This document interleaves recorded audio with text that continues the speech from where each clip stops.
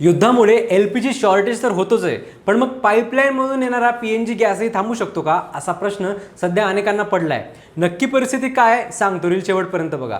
आधी सांगतो की हा PNG येतो कसा, तर आपल्याला घरी जो पाईप गॅस म्हणजेच PNG मिळतो तो थेट जमिनीतून येत नाही, त्यामागे एक मोठी चेन असते। LNG आधी बाहेरून जहाजांद्वारे भारतात येतो।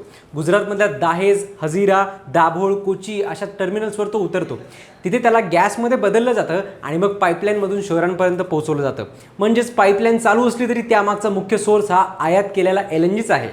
भारतात जवळपास 60% LNG पुरवठा आणि 90% LPG पुरवठा हा होर्मुझच्या सामुद्रधुनीतून होतो। जर हा मार्ग ब्लॉक झाला किंवा तिथे टेन्शन वाढलं तर जहाजांची ये-जा थांबू शकते आणि जहाजं थांबली तर टर्मिनल्सवर गॅस पोहोचणार नाही, म्हणजेच पुढे पाईपलाईनमध्येही सप्लाय कमी होऊ शकतो।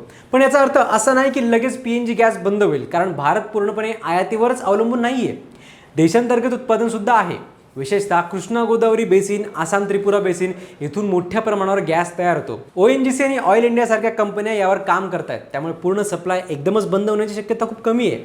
पण हो, प्रेशर नक्की येऊ शकतं, कारण गॅसची उपलब्धता कमी झाली तर सरकार काही सेक्टर्सना प्राधान्य देईल, जसं की खत कारखाने, वीज प्रकल्प आणि इंडस्ट्री। घरगुती PNG सप्लायला कमी प्राधान्य मिळू शकतं, त्यामुळे सप्लाय कमी होणं, प्रेशर कमी होणं किंवा किमती वाढणं हे शक्य आहे। म्हणजेच थोडक्यात उत्तर काय, तर पाईपलाईनमधून येणारा PNG गॅस लगेच बंद होणार नाही, पण त्यामागचा LNG सप्लाय जर बिघडला तर त्याचा परिणाम नक्कीच जाणवेल।